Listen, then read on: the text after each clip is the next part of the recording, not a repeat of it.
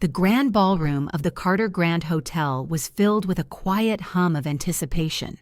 Employees dressed in their crisp uniforms stood in small clusters, whispering amongst themselves. A large crystal chandelier hung from the ceiling, casting a golden glow over the polished marble floors. The hotel had never looked better, sleek, modern, luxurious, and all of it, every detail, was because of her. Emma Carter stood near the stage, her hands clasped in front of her, concealing the nervous energy buzzing through her veins. This was the moment she'd been waiting for. This is it. Months of hard work, sacrifices, the sleepless nights. I rebuilt this place. It's mine. Her father, Henry Carter, adjusted the microphone at the podium, clearing his throat. The room fell into silence as he scanned the crowd. We've made a decision about the future leadership of Carter Grand. His voice was steady, firm, the voice of a man who had never once doubted his own authority. Emma straightened her back, a confident smile tugging at the corners of her lips. "I'm ready to take on this responsibility," she said, already picturing herself in the role, already planning her first official moves as CEO. But before her father could respond, her mother, Margaret Carter, gently placed a hand on his arm and leaned into the microphone. "Actually, sweetheart." Her voice was soft, almost hesitant, but the next words hit Emma like a slap across the face. "We've decided Luke will be the CEO." The air was sucked out of the room. Emma froze, her body stiff, her breath catching in her throat. "What?" The room remained silent, but the energy had shifted. Employees exchanged awkward glances, eyes darting between Emma and her parents. They all knew who had done the real work. At that moment, Luke Carter, her younger brother, the man who had never worked a single day in hospitality, strolled in, hands in his pockets, a cocky grin plastered on his face. "Hey, don't take it personally, sis," he said smoothly, stepping up beside their father. "Someone needs to handle the real work while I focus on the bigger picture." Emma's hands curled into fists at her sides. She turned sharply to her mother, searching for an explanation. "You're too structured, Emma," her mother said with a sigh, as if talking to a child who just wouldn't understand. "Leadership requires a certain charisma." Emma's rage boiled over. "Are you serious? Luke has zero experience in hospitality." Her father shrugged, completely unfazed by her outburst. "He has potential. He just needs time to grow into the role." Emma looked at Luke, who winked at her like this was some kind of joke. Her chest tightened. She had given everything for this hotel. She had saved it from ruin, and now they were handing it over to someone who had spent more time partying in LA than running a business. She took a step back, then another. Her mother opened her mouth to say something else, but Emma didn't wait. She turned on her heel and walked out. She could feel the weight of 100 eyes on her as she left, feel the uncomfortable shift of bodies as people tried to pretend they weren't witnessing something devastating. As she reached the front doors, the cool night air hit her like a shock to the system. She walked to her car, her breath coming in shallow gasps, her vision blurring with rage. She gripped the steering wheel, her knuckles turning white. Her father's words echoed in her head. "Luke has potential. He just needs time to grow into the role." Bullshit. She had been the one to rebuild this hotel. She had been the one to stay up night after night fixing the mess they let happen. She had been the one who fought for it when no one else did, and they still chose him. Her heart pounded, and then something caught her eye. Across the street, sitting abandoned and forgotten, was a hotel, a once beautiful boutique property now boarded up, neglected, waiting for someone to breathe life back into it. An idea sparked. If they wouldn't see her worth, she'd make them regret it. Emma exhaled, her grip on the wheel loosening. She wasn't going to cry over this. She wasn't going to beg for their approval. She was going to do what she did best, build something better. Emma sat in her car, the glow of the neon "for sale" sign reflecting in her windshield. The abandoned boutique hotel stood before her, a ghost of its former glory, waiting for someone to resurrect it. She tapped her fingers against the steering wheel, her heart still pounding from the betrayal at Carter Grand. I gave up my career in New York for them. I left everything behind, and they discarded me like I was nothing. She could still hear her mother's voice, laced with condescension, telling her she was too structured. Fine. Let's see who really runs this city's best hotel. Her phone sat on the console beside her, screen glowing with an incoming call from Jessica Parker, her trusted real estate agent. She didn't hesitate. Emma swiped to answer. "Jess, I need you to meet me at the old Ocean Crest Hotel first thing in the morning." "Emma, what's going on?" "I'm buying it." There was a brief silence on the other end. "You're what?" "You heard me. Set up the meeting." Emma ended the call before Jessica could argue. She was done waiting for people to see her worth. Tomorrow, she would start something new, something completely her own. Scene 1.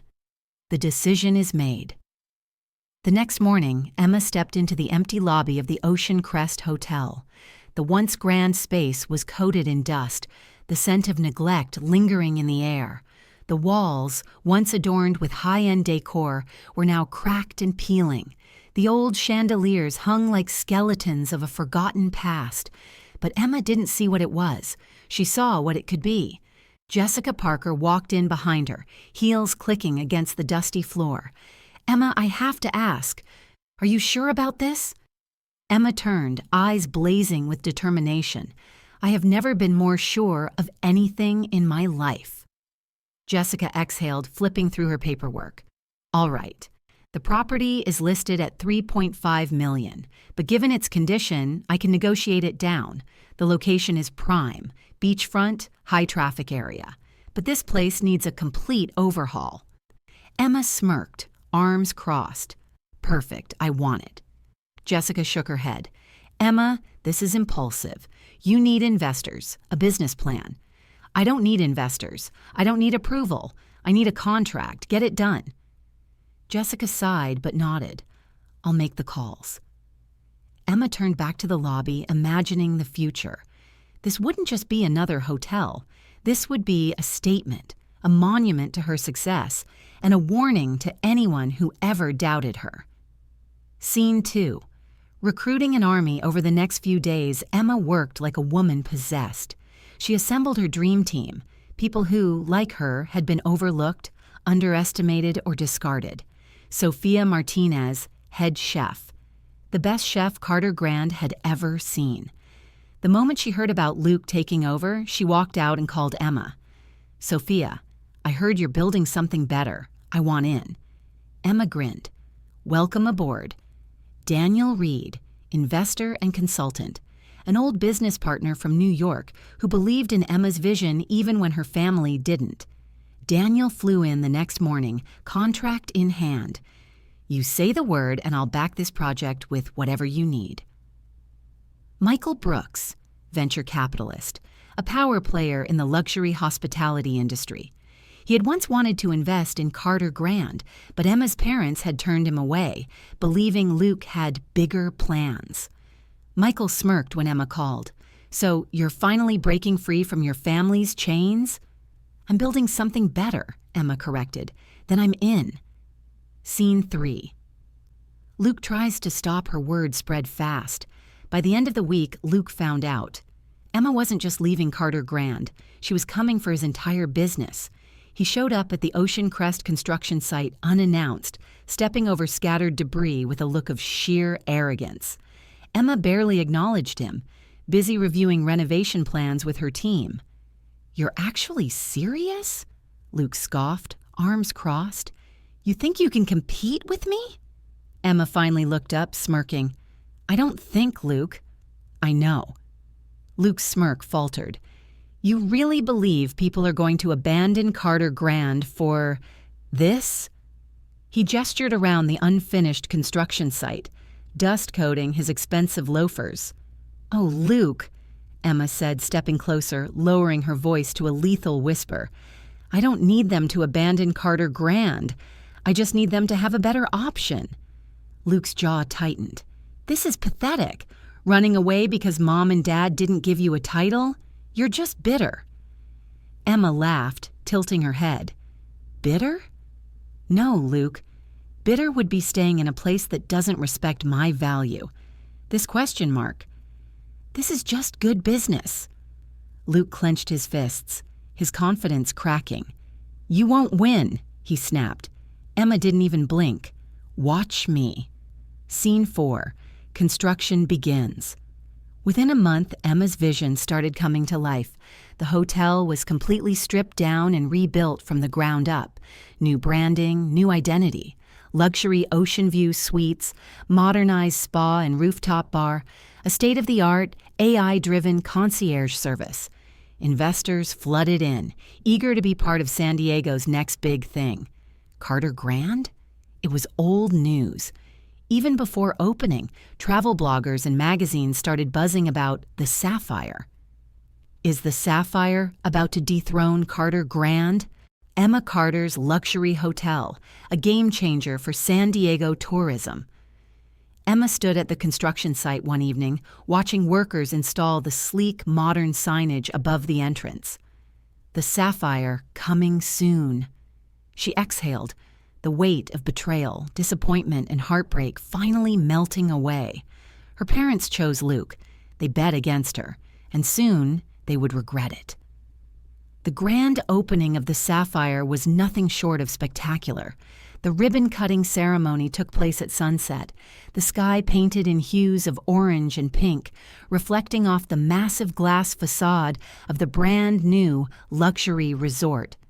The Sapphire stood proudly on the San Diego coastline, its architecture a modern masterpiece of elegance and innovation. The outdoor terrace was packed with influencers, media personalities, business elites, and excited guests, all eager to be part of the city's hottest new destination. A sleek banner hung above the entrance reading, "The Sapphire, redefining luxury."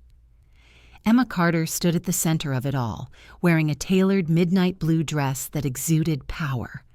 With a pair of golden scissors in hand, she addressed the eager crowd. Tonight we open the doors to a new era of hospitality in San Diego. The Sapphire isn't just a hotel, it's a statement, a promise of excellence, innovation, and an experience unlike any other. The crowd burst into applause, camera flashes illuminating the moment. Emma cut the ribbon, and with that, the war had officially begun. Scene 1. The Sapphire's immediate success within days. The Sapphire was the talk of the town. 5-star reviews flooded in. Guests raved about the impeccable service, breathtaking oceanfront views, and cutting-edge technology that made their stay seamless. Luxury travel bloggers and YouTube influencers showcased every corner of the resort, its sleek, modern suites, the state-of-the-art spa, and the exclusive rooftop infinity pool and bar overlooking the Pacific. Social media buzz exploded. Serm's stay at the Sapphire trended within the first week, pulling in high-profile celebrities and business elites eager to book their stay. Emma's strategy was working flawlessly. She didn't just create a hotel, she created an experience people craved. Scene 2. Carter Grand begins to crumble. Meanwhile, just a few miles away, Luke Carter's empire was falling apart. Guest complaints at Carter Grand skyrocketed. This place is falling apart. The service is slow and unprofessional. The rooms smell like mold and they've cut basic amenities. How is this still considered luxury? Longtime guests, some of whom had been loyal to Carter Grand for over a decade, started canceling reservations in favor of the Sapphire. The first major blow hit when a high-profile travel magazine released a scathing article comparing the two hotels. While the Sapphire dazzles with its modern elegance and top-tier service, Carter Grand struggles to maintain its former prestige. What was once San Diego's premier hotel now feels outdated and poorly managed. Luke read the article with growing fury, his hands clenched so tightly that the paper crumpled beneath his grip. His parents tried to reassure him, telling him it was just a rough start.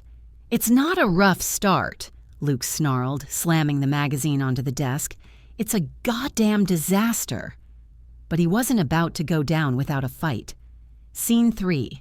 Luke's desperate measures.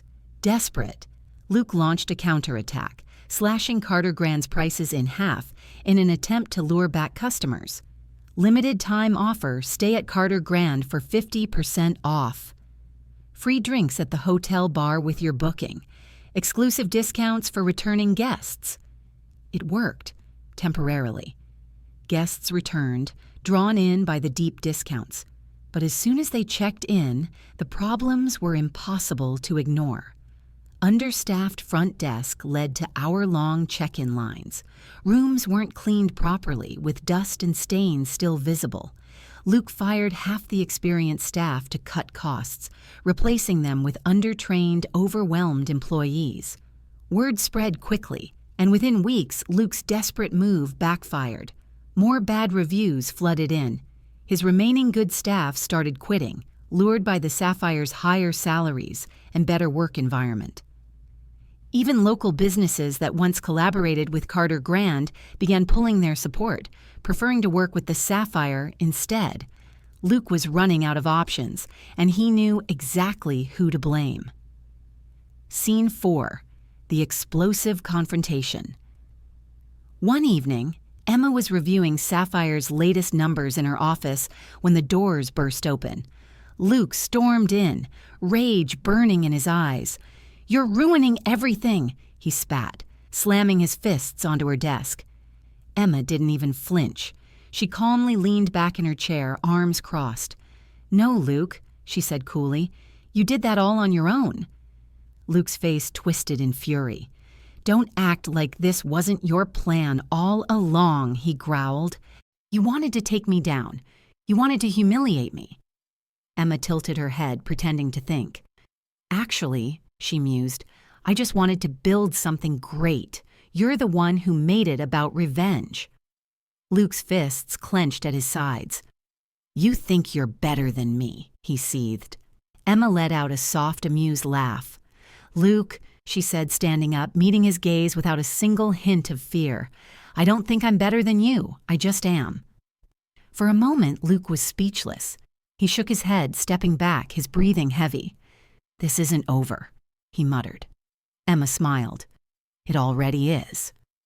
Luke stormed out, slamming the door so hard the windows rattled. Emma let out a slow, satisfied exhale. She had won this battle, but she knew the war wasn't over yet. Scene 5, the final blow, the beginning of the end for Luke. A week later, the news hit. Carter Grand was in serious financial trouble. Vendors refused to supply them due to unpaid invoices. The bank sent a warning notice. Carter Grand was at risk of foreclosure. A luxury travel blog ranked the Sapphire as the #1 hotel in San Diego, while Carter Grand didn't even make the top 10. Emma watched from her penthouse suite at the Sapphire, sipping champagne as she read the reports. This was just the beginning. Luke thought he could coast by on family privilege. He thought he could steal her work and get away with it. He was wrong, and soon he was going to lose everything. The fall of Carter Grand was not quiet. It was a slow, agonizing collapse, broadcasted across business headlines and hospitality blogs like a public execution. Guest complaints flooded online forums and review sites. Cancellations surged. Occupancy rates plummeted. Vendors started pulling contracts due to unpaid invoices. The once iconic Carter Grand Hotel, a name that once commanded prestige, was now nothing more than a sinking ship, weighed down by mismanagement, arrogance, and a complete lack of leadership. And for the first time since this war began, Luke Carter knew he was drowning. Scene 1. Parents beg Emma to save the business. Emma was in her office overlooking the Pacific Ocean, reviewing expansion plans for the Sapphire when she received a message. Incoming call. Mom. She stared at the screen. She knew this moment was coming. Emma let the phone ring until it went to voicemail. Less than 5 minutes later, the door to her office swung open. Margaret and Henry Carter stood in the doorway. Their expressions were a mix of desperation and regret. Emma leaned back in her chair, completely composed, as if she hadn't just watched them hand her life's work to her brother 8 months ago. "Well," she said, crossing her arms, "this is a surprise." Her mother sighed, stepping forward. "Emma, we were wrong." Emma raised an eyebrow. "Oh? About what exactly?" Henry cleared his throat, his usual stoic demeanor shaken. "Carter Grand is in trouble." Emma feigned shock, placing a hand on her chest. "No," she whispered mockingly. "Really?" Her mother ignored the sarcasm. "We need your help," she said, her voice tight with emotion. "We made a mistake. Luke isn't capable of running the hotel. He's completely lost control." Emma tapped her nails against the desk, watching them squirm. "So let me get this straight," she said, tilting her head. "You chose Luke over me. You handed him the business I rebuilt. You dismissed me like I was just some insignificant employee. And now that he's driven it into the ground, you want me to come back and fix it." Neither of them spoke. Emma smiled, but there was no warmth in it. "You picked your side," she said simply. Her mother's eyes glistened. "Emma, please, this is your family's legacy." Emma stood up, walking to the floor-to-ceiling windows, staring out at the empire she had built. "No," she said, her voice calm, final. "The sapphire is my legacy now." Margaret let out a small sob, covering her mouth. Henry looked at his daughter, his expression a mixture of guilt and resignation. "Is there anything we can do to change your mind?" he asked quietly. Emma turned back to them. "No." The silence that followed was deafening. Her mother turned away, shoulders shaking. Her father nodded once, accepting the truth. They had lost her, and it was entirely their fault. Scene 2. The final blow. 3 weeks later, Carter Grand defaulted on its loans. The bank issued a foreclosure notice, and the once glamorous hotel was officially up for auction. The headlines were merciless. Carter Grand falls. A hospitality empire crumbles under poor leadership. From luxury to ruin, what happened to Carter Grand Hotel? San Diego's top hotel faces foreclosure as guests flee to the Sapphire. Luke was nowhere to be seen. Rumors swirled that he had fled to Los Angeles, desperate to escape the embarrassment of destroying his family's business. Emma watched from her penthouse at the Sapphire as news cameras flocked to the once proud hotel, capturing its final days. The auction date was set. She didn't need Carter Grand, but there was one last thing she needed to do. Scene 3. The auction and the ultimate revenge. The auction house was filled with high-profile investors and business moguls, all eager to pick apart the remains of Carter Grand. Emma walked in, commanding attention without even trying. She took a seat near the front, completely at ease, while the auctioneer began the bidding war for Carter Grand Hotel. "The starting bid is $3 million. Hands shot up around the room. $4 million. $5 million.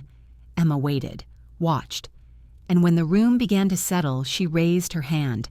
$10 million. A stunned silence fell over the room. The auctioneer's eyes widened. "Miss Carter, are you confirming a bid of $10 million? Emma smiled, leaning back in her chair. "I am." Murmurs rippled through the crowd. No one dared to outbid her. "Going once, going twice, sold!" A sharp gavel strike echoed through the hall. Carter Grand belonged to Emma Carter. Scene 4. The aftermath. The news spread like wildfire.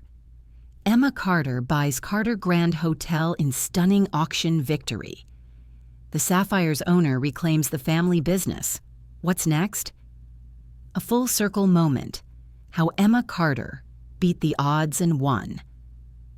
That evening, she took one last walk through the empty halls of Carter Grand. This place had once been her life. Her childhood memories were woven into these walls, but it wasn't hers anymore. It never had been. She reached the front entrance where workers were already removing the old Carter Grand signage. Emma watched as the last letters were torn down, leaving nothing but an empty space. "What do you want to do with the building?" Daniel Reed asked beside her. Emma exhaled, watching the sun set over the Pacific. "Demolish it." Daniel's eyebrows lifted, but he nodded. "Consider it done." And with that, the last remnant of her family's betrayal was erased. Carter Grand was gone, and the sapphire stood in its place. The air was crisp and electric, filled with the murmurs of San Diego's elite as they gathered in the grand ballroom of the Sapphire. Tonight was the California Hospitality Awards, the most prestigious event in the luxury hotel industry. Waiters in immaculate white jackets carried trays of champagne through the sea of elegantly dressed guests. Journalists hovered nearby, their cameras flashing as high-profile hoteliers and investors mingled. And at the center of it all, Emma Carter stood tall, victorious. She was dressed in a sleek black gown, the deep neckline accentuating her confidence rather than seeking attention. Tonight, she wasn't just an attendee, she was the star. The whispers followed her as she moved through the room. That's Emma Carter, owner of the Sapphire. She built that hotel from nothing. Did you hear? She bought out Carter Grand and demolished it. She completely buried her family's legacy. Emma sipped her champagne, the taste crisp and cold against her lips. She had won.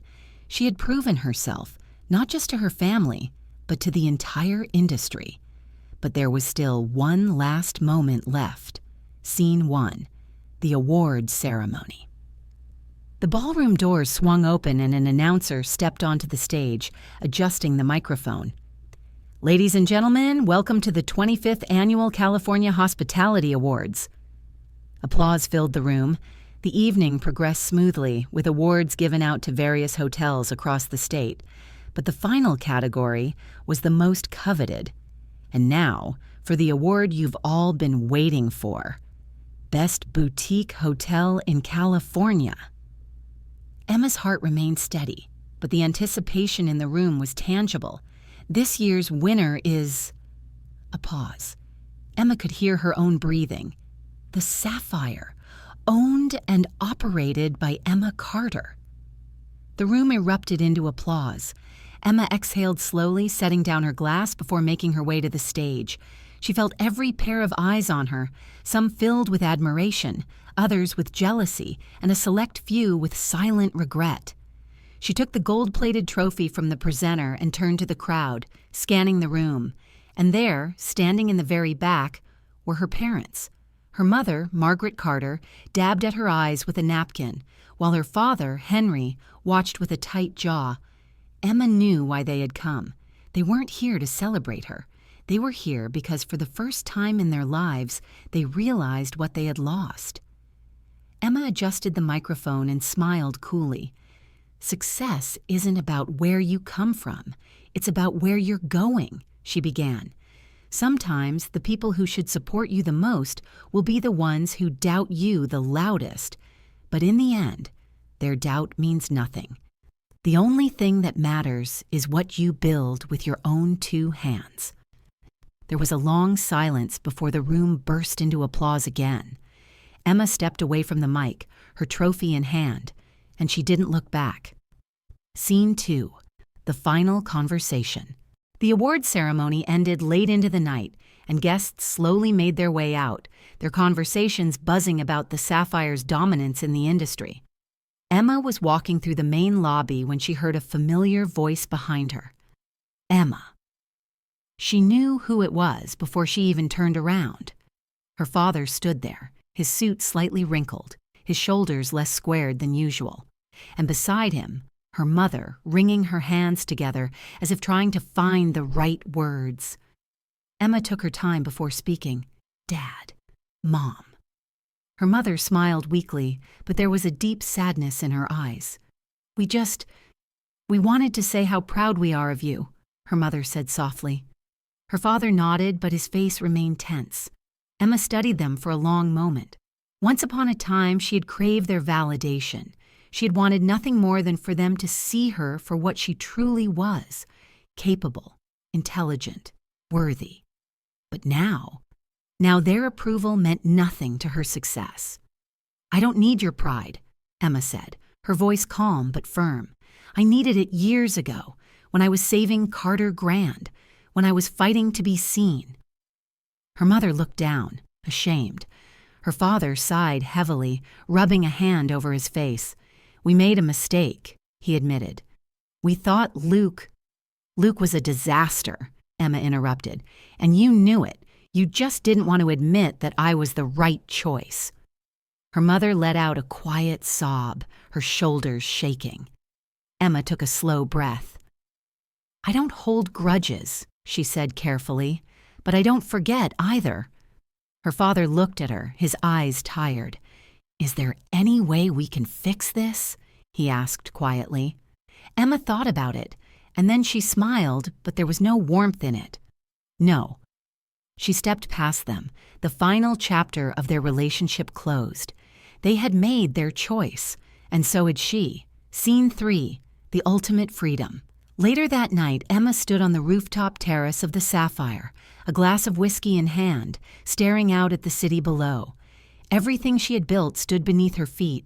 The Sapphire was flourishing. Carter Grand was gone. Luke was nowhere to be seen, and for the first time in her life, Emma felt truly free. "You did it." Emma turned to see Sofia Martinez, the Sapphire's head chef, stepping onto the terrace.